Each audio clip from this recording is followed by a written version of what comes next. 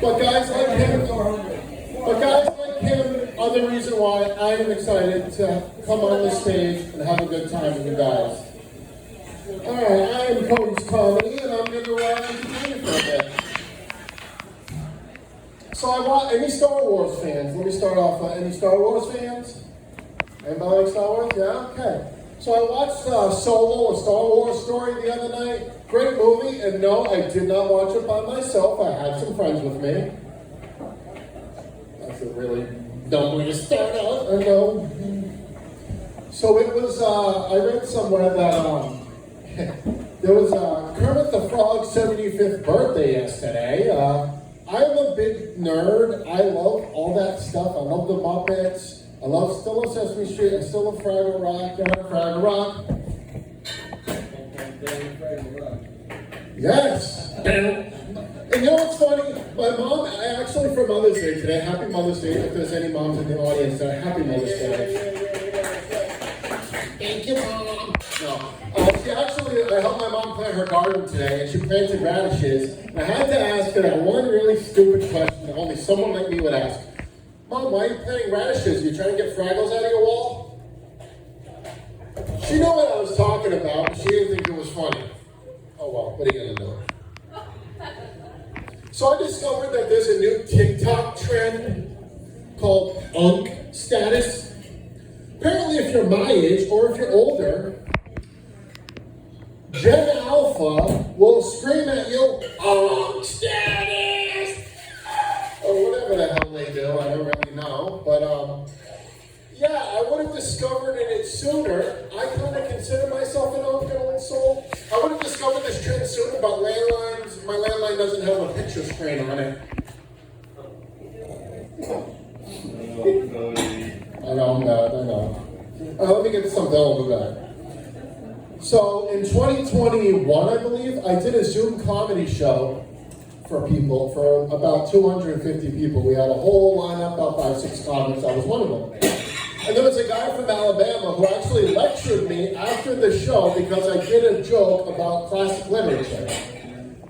And the joke, I believe, was about the book Romeo and Juliet. And he goes, you know how we teach the classics down here in Alabama? The book would go something like, Romeo, where forever, Romeo? I'm down here in the bus, he's taking a piss. That's how you teach a classic to the student like that.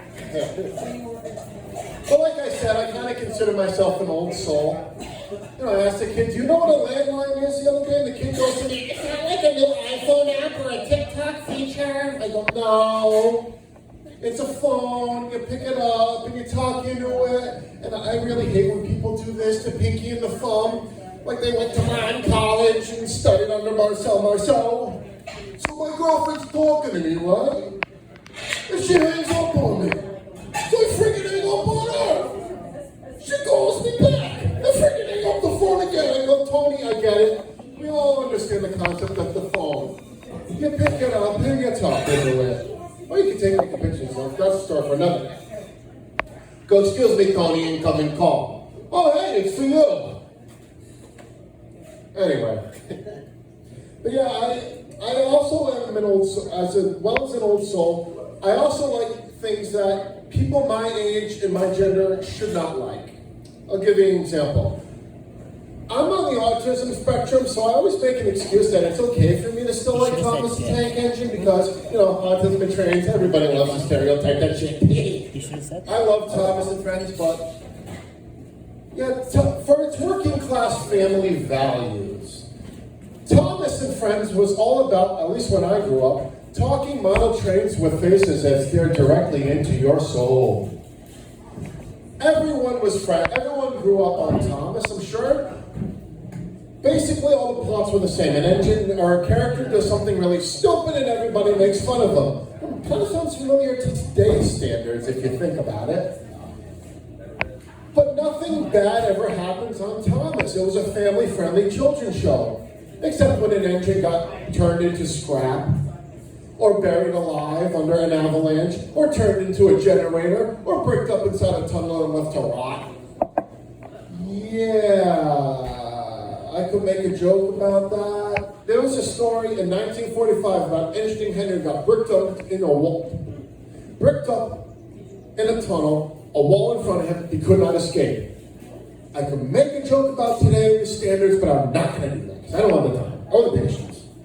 But yeah, it was weird, and now everybody's friends on Thomas, and for some reason, most of them are Southeast Asian, most of the characters. I really don't understand why. There's engines like Nia, Kenji, and Hiro.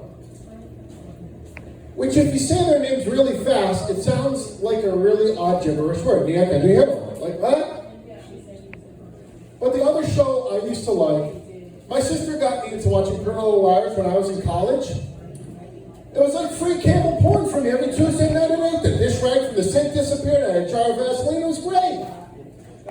My sister got me into the show. I mean, it's one thing for you and your sister to bond over a show like this, but when you start going upstairs every Tuesday night at 8 alone and you're watching it in your underwear, that's for a completely different reason. I mean, I used to do that, not my sister. Good Lord, if I found out she was doing it like that, I'd be in my room jerking